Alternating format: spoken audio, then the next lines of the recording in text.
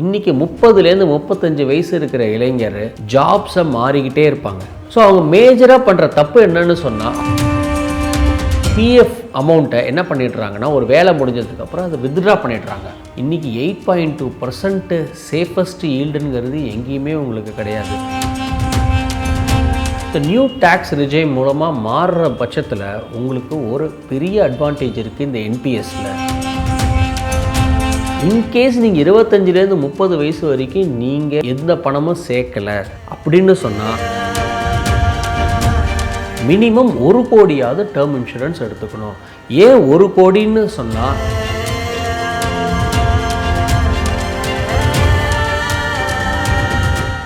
முப்பதுலேருந்து 35 வயசுக்குள்ள உங்கள் பர்சனல் ஃபினான்ஸுடைய டூஸ் அண்ட் டோன்ட்ஸ் தான் இந்த வீடியோவில் ரொம்ப டீட்டெயில்டாக பார்க்க போகிறோம். ஸோ தப்பு என்னன்னா, இன்றைக்கி 30லேருந்து 35 வயசு இருக்கிற இளைஞர் ஜாப்ஸை மாறிக்கிட்டே இருப்பாங்க, வேலையை மாறிக்கிட்டே இருப்பாங்க. ஸோ எந்த ஒரு இளைஞரும் இன்றைக்கி 2லேருந்து 3 வருஷத்துக்கு மேலே ஒர்க் பண்ணுறதில்ல. ஸோ அவங்க மேஜராக பண்ணுற தப்பு என்னன்னு சொன்னால், அவங்க பிஎஃப் அமௌண்ட்டை என்ன பண்ணிடுறாங்கன்னா, ஒரு வேலை முடிஞ்சதுக்கப்புறம் அதை வித்ட்ரா பண்ணிடுறாங்க. அந்த தப்பை நீங்கள் செய்யவே செய்யாதீங்க. பிஎஃப் அமௌண்ட்டுங்கிறது உங்கள் ரிட்டையர்மெண்ட்டுக்கு உண்டான ஃபண்ட்ஸ். இன்றைக்கி அது 8.2% உங்களுக்கு ஈல்டு இருக்குது உங்களுக்கு. ஸோ ஒரு கம்பெனிலேருந்து இன்னொரு கம்பெனி மாறுறீங்கன்னு சொன்னால், நீங்கள் அதே யூஏஎன் நம்பர் யூஸ் பண்ணி உங்கள் பிஎஃப்பை ட்ரான்ஸ்ஃபர் பண்ணுறது தான் புத்திசாலித்தனம். இது மாதிரி பண்ணும்போது என்ன ஆகும்னா, உங்கள் கண்டினியூட்டி இன் பிஎஃப் இருக்கும், அது உங்களுக்கு காம்பவுண்டிங்க்கு பெட்டராக இருக்கும். இன்றைக்கி 8.2% சேஃபஸ்ட் ஈல்டுங்கிறது எங்கேயுமே உங்களுக்கு கிடையாது. ஸோ பிஎஃப்பை நீங்கள் கண்டிப்பாக வித்ட்ரா பண்ணக்கூடாது. நீங்கள் அதே யூஏஎன் நம்பரில் நீங்கள் கண்டினியூ பண்ணிக்கிட்டே இருக்கணும் டில் யுவர் ரிட்டையர்மெண்ட். ரெண்டாவது தப்பு என்னென்னா, நீங்கள் உங்களுடைய டேக்ஸ் சிஸ்டம்மை நியூ டேக்ஸ் ரிஜைமுக்கு நீங்கள் மாறணும். இந்த நியூ டேக்ஸ் ரிஜைம் மூலமாக மாறுற பட்சத்தில் உங்களுக்கு ஒரு பெரிய அட்வான்டேஜ் இருக்குது இந்த என்பிஎஸ்ல. இந்த என்பிஎஸ்ல உங்கள் கம்பெனியில் போயிட்டு நீங்கள் கேட்டிங்கன்னு சொன்னால், உங்களுடைய பேசிக் சேலரியில் 14% வரைக்கும் நீங்கள் என்பிஎஸ்ல கான்ட்ரிபியூட் பண்ணிக்கலாம். இந்த 14% என்பிஎஸ்ல கான்ட்ரிபியூட் பண்ணுற பட்சத்தில் உங்களுக்கு பெரிய டேக்ஸ் சேவிங்ஸ் இருக்கும் உங்களுக்கு. இந்த என்பிஎஸ்ஸை நீங்கள் தொடர்ந்து பண்ணுற பட்சத்தில் இதில் ஒரு பெரிய அட்வான்டேஜ் இருக்குது. ஏன்னா இந்த என்பிஎஸ்ல உங்களுக்கு 60 வயசு வரைக்கும் பணத்தை எடுக்க முடியாது. உங்களுக்கு என்பிஎஸ்ல 60 வயசுக்கு அப்புறம் ஒரு பெரிய கார்பஸ் வரும். So new tax regime opt பண்ணுங்கள், என்பிஎஸ்ஸை கான்ட்ரிபியூட் பண்ணுங்கள். இதை தவிர என்பிஎஸ்ல நீங்கள் செக்ஷன் 80CCDயில் ஒரு 50,000 ரூபா எக்ஸ்ட்ரா கான்ட்ரிபியூஷன் பண்ணலாம். அதை நீங்கள் கம்பல்சரியாக பண்ணுற பட்சத்தில் உங்கள் கிராஸ் இன்கமில் நீங்கள் 50,000 ரூபாயை டேக்ஸ் டிடக்ட் பண்ணிக்க முடியும்.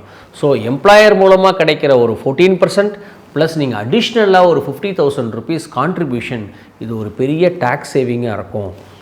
மூணாவது நீங்கள் என்ன பண்ணணும், கம்பல்சரியாக பண்ணணும்னு சொன்னால், இன்கேஸ் நீங்கள் 25லேருந்து 30 வயசு வரைக்கும் நீங்கள் எந்த பணமும் சேர்க்கலை அப்படின்னு சொன்னால், நீங்கள் வீடு வாங்கிறத தவிர்க்கணும். நீங்கள் ஒரு 10 வருஷம் இல்லை 15 வருஷத்துக்கு வீடு வாங்கிறத நீங்கள் தள்ளி போடணும். விச் மீன்ஸ் நீங்கள் வீடு வாங்க வேணான்னு சொல்லலை, நீங்கள் 30லேருந்து 45க்குள்ளே கடனில் மாட்டிக்காதீங்கன்னு சொல்கிறோம். நம்ம பழைய வீடியோவில் நிறைய சொல்லியிருக்கேன். Debt free, stress free, no debt till death. சாகிற வரைக்கும் கடன் இல்லாமல் இருக்கிறதே நம்மளுக்கு நிம்மதியான வாழ்க்கை. பட் அது ஒரு 30 வயசு இளைஞரால் முடியாது. ஸோ அதனால் 30லேருந்து 45 வரைக்கும் நல்ல ஏர்னிங் பீரியடு, நல்ல ஒரு மிடில் மேனேஜ்மெண்ட்டில் இருப்பார். ஸோ நிறைய பணத்தை சேமிங்க. 30லேருந்து 45 வரைக்கும் வீடு வாங்காதீங்க.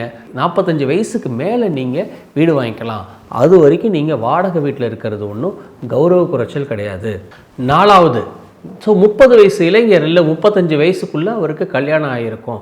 மேபி ஒரு குழந்தை இருக்கலாம், மேபி இல்லை 2 குழந்தை இருக்கலாம். இன்கேஸ் அவர் ஏதாவது இதுக்கு முன்னாடி லோன் எடுத்திருக்காருன்னு சொன்னால், அந்த லோனையும் சேர்த்து அவர் ஒரு டேர்ம் இன்சூரன்ஸ் எடுத்துக்கணும். மினிமம் 1 கோடியாவது டேர்ம் இன்சூரன்ஸ் எடுத்துக்கணும். ஏன் 1 கோடின்னு சொன்னால், இந்த 1 கோடி யங் ஏஜில் அவருக்கு எடுக்கும்போது ப்ரீமியம் ரொம்ப கம்மியாக இருக்கும். இன்கேஸ் அவருக்கு 20 லட்சம் லோன் இருக்குது, ஒரு 30 லட்சம் லோன் இருக்குதுன்னு சொன்னால், 1 கோடி ப்ளஸ் ஒரு 30 லட்சம் 1 crore 30 lakhs வரைக்கும் அவர் கம்பல்சரியாக இந்த டேர்ம் இன்சூரன்ஸை வச்சுக்கணும். அவரோட wife, that is women in the family, நம்ம நிறைய வீடியோவில் சொல்லியிருக்கோம், women has got two problems. One is heart, another one is cancer.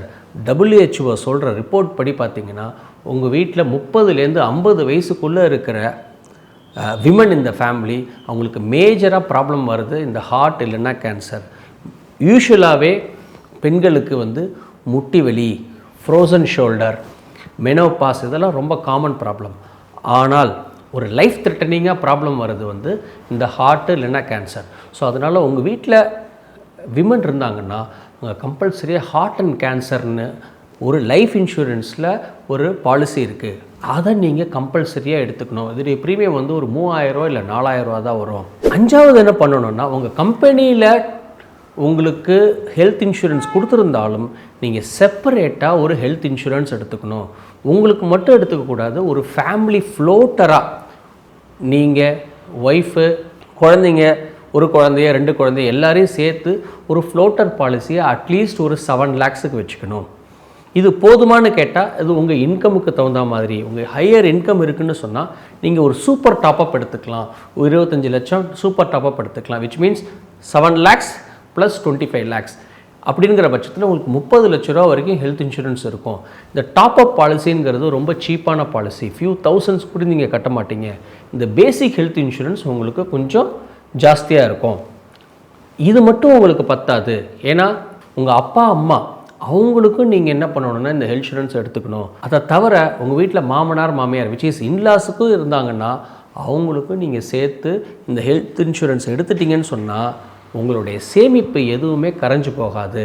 இதெல்லாம் பண்ணதுக்கப்புறம் உங்கள் இன்வெஸ்ட்மெண்ட்ஸ் முதலீடை நீங்கள் ஸ்டார்ட் பண்ணுங்கள். கடைசியாக உங்களுக்கு 30 வயசில் 35 வயசில் உங்களுக்கு ஃபேமிலி ப்ரெஷர் இருக்குது, இல்லை கடன் வாங்கியே ஆகணும், வீடு வாங்கியே ஆகணுங்கிற ஒரு ப்ரெஷர் கொடுத்தாங்கன்னு சொன்னால் உங்களுடைய லோன் அமௌண்ட்டு 28%க்குள்ளே பார்த்துங்க. அப்படின்னா என்னென்னா 1 லட்ச ரூபா நீங்கள் சம்பளம் வாங்குறீங்கன்னு சொன்னால் 28,000க்கு மேலே இஎம்ஐ வராத மாதிரி பார்த்துக்குங்க. இன்றைக்கி காலகட்டத்தில் ஒரு சென்னை மாதிரி ஒரு மெட்ரோ சிட்டியில் அது ரொம்ப கஷ்டம். பட் 36%க்குள்ளே விச் இஸ் 28% ஹோம் லோனும் எல்லா லோனும் சேர்த்து 36%, விச் மீன்ஸ் 1 லட்ச ரூபா சம்பளம் வாங்குறீங்கன்னு சொன்னால் 36,000க்குள்ளே உங்கள் லோன் வச்சுக்கிட்டிங்கன்னு சொன்னீங்கன்னா உங்களுடைய பர்சனல் ஃபினான்ஸு பெட்டராக இருக்கும். இந்த ஸ்டெப்ஸ் எல்லாம் நீங்கள் ஃபாலோ பண்ணாலே உங்களுடைய ஃபினான்ஷியல் ஸ்ட்ரென்த்து பெட்டராக இருக்கும்.